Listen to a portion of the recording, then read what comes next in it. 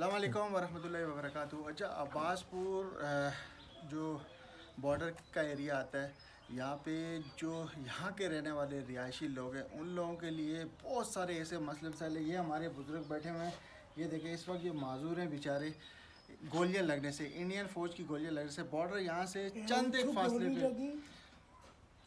اچھا لگی اچھا باہر گئی صحیح۔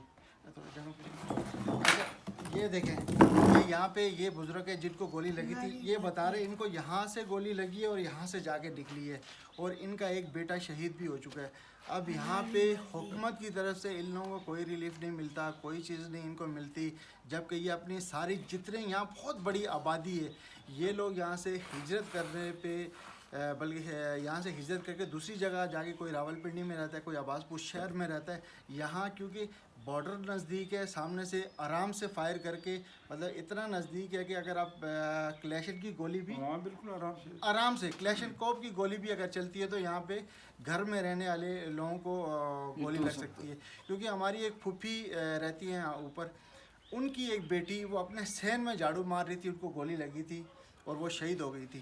آج ہم انہی کے گھر آئے ہوئے ہیں، تو یہاں پہ پورے اس جگہ کا ہم نے وزٹ کیا، تو یہاں جو حالت ہے تقریباً لوگوں کی اپنی زمین ہے، اور سارے کے سارے گھر خالی 2 سے 4 لوگوں کو چھوڑ کے جتنے بھی گھر ہیں بارے ڈیٹیل تو تھوڑی یہ تشیدہ۔ ہاں، فیض محمد ان کا نام ہے۔ ان کے دو بیٹے اسی فائرنگ کی وجہ سے، انڈین فائرنگ کی وجہ سے شہید ہوئے۔ صحیح۔ تیسرا ایک بیٹا تھا، وہ مطلب ان کا نان و نفقہ بھی چلاتا تھا، اپنے بیوی بچوں کا بھی چلاتا تھا، ساتھ دوسرا جو ان کا بڑا بھائی شہید ہوا اس کے بچوں کا بھی نان و نفقہ چلاتا تھا، وہ بیچارہ ایکسیڈنٹ میں وہ بھی شہید ہو گیا۔ صحیح۔ ابھی ان کے پوتے ہیں چھوٹے چھوٹے 2، وہ کچھ تھوڑا بہت کیا مزدوری کرتے ہیں۔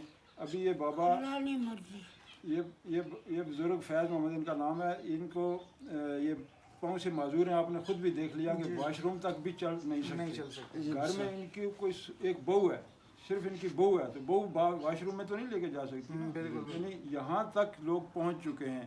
اسی طرح کی کتنی مثالیں ہیں اس گاؤں میں، تو حکومت کی طرف سے کوئی خاطر خواہ ہمیں کوئی نہیں نظر آیا۔ چلو تھوڑا افطار کو جی ہم نے یہاں پہ وزٹ کیا۔ اوورال یہ بزرگ ہیں، ان سے ہم ملے اور بہت افسوس ہوا ہم کو یہاں کا ایریا دیکھ کے، اتنا اچھا خوبصورت ایریا ہے۔ یہاں سے ان بزرگوں نے ہم کو بتایا کہ اس فائرنگ کی وجہ سے اپنے بچوں کو لے کے یہاں سے مائیگریٹ ہو کے یہ 5 سال کے لیے راول پنڈی سے آگے مندرہ کی طرف یہ جا کے وہاں پہ آباد رہیں۔ 5 سال بعد جب ان کو پتہ چلا کہ ہمارا ایریا دوبارہ آباد ہو چکا ہے، یہ یہاں پہ آئے اور انہوں نے آ کے دیکھا ان کے مکان وغیرہ ٹوٹے ہوئے ہیں، وہ رہنے کے قابل نہیں ہیں، مالی حالات بھی اتنے سٹیبل نہیں ہیں کہ کوئی اس کو دوبارہ بنا سکیں یا کچھ کر سکیں۔ تو انہوں نے حکومت سے اپیل کی کہ بھائی ہماری کوئی مالی معاونت کی جائے، کوئی ریلیف مل جائے۔ تو یہ بول رہے ہیں ہماری جو دادا وراثت ہے اپنی، تو اس میں سے ہماری 10 کنال ہے وہ لے لیں آپ، اس کے عوض میں ہم اس کے آپ 25% 50% جتنا آپ دے سکتے ہیں، 2 کنال 4 کنال کسی سیف جگہ پہ ہم کو مل جائے جہاں پہ ہم اپنا مکان بنا کے اپنے بچوں کو ان کی پرورش کر پائیں۔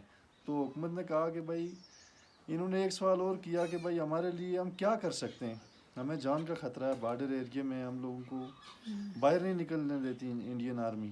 تو وہاں سے جو کمشنر صاحب ہیں وقول ان کے یہ بول رہے ہیں، میں نے اپلیکیشن جب دی، میں نے بولا میں اتنے لوگوں کی اپلیکیشن آپ کو لے کے، ان کا سوال لے کے آپ کے پاس آیا ہوں، یہ ان کی پرابلمز ہیں۔ انہوں نے بولا بھائی آپ کے اس سوال کا میرے پاس جواب نہیں ہے، دوسرا آپ یہ بتائیں آپ آرمی کے کس رینک سے آپ ریٹائرڈ ہیں۔ انہوں نے بتایا میں آرمی کے رینک سے ہوں یا ایک پرائیویٹ آرمی ہوں، لیکن جو کچھ میں آپ کے پاس لے کے آیا ہوں، ہمارے جو لوازمات ہیں، جو ہمارے بیسک ضروریات ہیں، جو ایک انتظامیہ کی ذمہ داری ہوتی ہے، وہ ہمیں اکوموڈیٹ نہیں کیا جا رہا۔ تو یہ ہماری حکومت کے لیے لمحہ فکریہ ہے، کیونکہ انتظامیہ اسی لیے ہوتی ہے کہ جو جنتا ہے، جو عوام ہے، اس کو اکوموڈیٹ کیا جائے، اس کو بیسک سہولیات ضروریات زندگی اس کو مہیا کی جائیں، اس کو کوئی خطرہ نہ ہو تاکہ اپنی گزر بسر کر سکے۔ وہ نہیں ہو رہا، اس لیے ہماری بھی اس ویڈیو کے توسل سے ہم یہ کہنا چاہتے ہیں، حکومت سے ہماری ریکویسٹ ہے کہ یہ جو لوگ ہیں یہاں پہ مظلوم ہیں، یہ ان پہ تشدد ہو رہا ہے، ان پہ ظلم ہو رہا ہے، تو ان کی طرف کو ان کو ریلیف دیا جائے और हमारी आर्मी और हमारी जो इंतज़ामिया हमारी हुकूमत है, हमारे प्रेसिडेंट प्राइम मिनिस्टर, उनको इसका नोटिस लेना चाहिए। यहाँ पे ये हमने ओवरऑल देखा जितना एरिया ये इन्होंने खाली करवाया हुआ और यहाँ पे आर्मी अभी रह रही है, ये इनकी अपनी दादा विरासत है। अगर आपको किसी की दादा विरासत से उसको निकाल दिया जाए तो मेरे ख्याल से उसके अंदर ज़िंदा रहने के भी कोई ख्वाहिशात नहीं रहती। अगर आप किसी की दादा की दी हुई ज़मीन उससे सलब कर लेते हैं तो उसके जीने का उसको क्या आका बेचारे को, वो क्या याद करेगा, बच्चों को लेके कहाँ पे जाएगा, ऊपर से कोई माली हालात भी ना हो।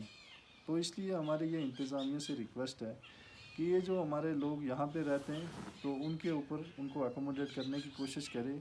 यहाँ के जो MLA हैं और जो जहाँ की लीडरशिप है वो अपने आवाम के मसाइल को समझे और उनको हल करने की कोशिश करें। और हम उम्मीद करते हैं कि इंशाअल्लाह हमारी वीडियो ये हुकूमत के बाला जो हैं उन तक भी जाए, जितने बड़े यहाँ के ज़िम्मेदार हैं उन तक जाए और इसके ऊपर कोई वो अमल दरामद करें और इनके कोई जो प्रॉब्लम्स हैं वो सॉल्व हो सकें। बाकी हम यहाँ पे आए थे, हमारे कुछ रिलेटिव हवालदार मोहम्मद शेर साहब है, ये हमारे कश्मीर के हैं। इन्होंने बताया कि ये एक हमारे बुज़ुर्ग हैं जो इंडियन फ़ौज की गोलियां लगने से मतलब बिल्कुल माजूर हो चुके हैं। तो ये थोड़ी सी तफसील अगर आप इस बारे में। ये इस गांव पर 2017 में इस कदर शेलिंग भारतीय फ़ौज की तरफ से इस कदर शेलिंग की गई कि ये पूरा एरिया खाली हो गया था और 5 साल मुकम्मल गैरबाद रहा। इन 5 सालों में इन लोगों ये हम सब लोगों के घर वगैरह टूट के, कुछ कच्चे मकान थे वो टूट के बिल्कुल ख़त्म हो गए, टीन वाले तो वो छलनी हो जाते हैं, लेंटर भी ख़त्म हो गए। 5 साल के बाद जब ये अभी फायरिंग का थोड़ा सिलसिला बंद हुआ तो हम लोग जब वापस आए हैं तो अपने घर तो रहने के काबिल ही नहीं है। जो बंदे ज़ख्मी हैं वो इस हालत में हैं, जो जितने भी हैं माजूर हैं। 62 आदमी 71 के बाद इस 1 किलोमीटर हदूद जो है इसका 62 आदमी गोली लगने से शहीद और ज़ख्मियों को छोड़ें शहीद जो हुए। तो इसका हुकूमत की तरफ से तो अभी तक कुछ ना कुछ हल होना चाहिए। बल्कि APS में ये पिछले चंद दिन की बात है, एक मीटिंग हुई थी, उस मीटिंग में हमने हुकूमत को ये भी कहा था, रिक्वेस्ट की थी कि अगर हम लोगों की कोई हौसला अफजाई नहीं कर सकते तो हमारी 10 कनाल ज़मीन है, अगर तो हमें ये 10 कनाल हुकूमत रखे, हमें पीछे थोड़ी सी दे दें, 50% दे दें, 25% दे दें, ताकि हम लोग गुजारा करें अपना। यहाँ बाप भी गोली से, उसका बेटा भी गोली से, उसका आगे पोता भी गोली से, हम लोग जाएं कहाँ। एक बंदा शहीद हुआ हमारा, इन्हीं का बेटा शहीद हुआ। तो एक छात्र अब्बासपुर शहर के करीब 70,000 रुपया उसकी कब्र की जगह का देकर कब्र की जगह ख़रीद कर दफनाया गया। तो हुकूमत की तरफ से या आवाम की तरफ से या जो लोग पीछे रहते हैं उनकी तरफ से इतनी भी कोई रिलीफ नहीं है, कुछ भी नहीं है। तो हम तो रिक्वेस्ट ही कर सकते हैं हुकूमत से भी और तमाम लोगों से भी कि हमें क्या करना चाहिए।